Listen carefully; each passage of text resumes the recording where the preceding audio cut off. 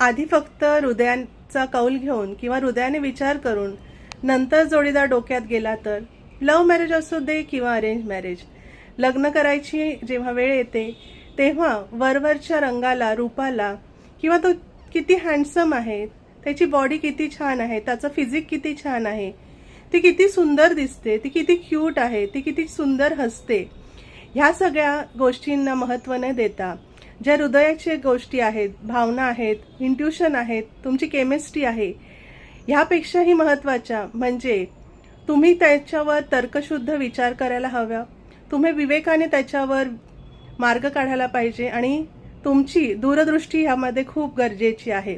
आणि वरवरचं रंग आणि रूप हे संसारामध्ये तुम्हाला टिकवणार नाही, तर त्या व्यक्तीचे गुण, तो कसा आहे, तो माणूस म्हणून कसा आहे, हे खूप महत्त्वाचं आहे. जर तुम्ही आधीच डोकं वापरलं तर ती व्यक्ती नंतर तुमच्या हृदयामध्ये राहण्याची जास्त शक्यता आहे. मला असं वाटतं. तुम्हाला काय वाटतं?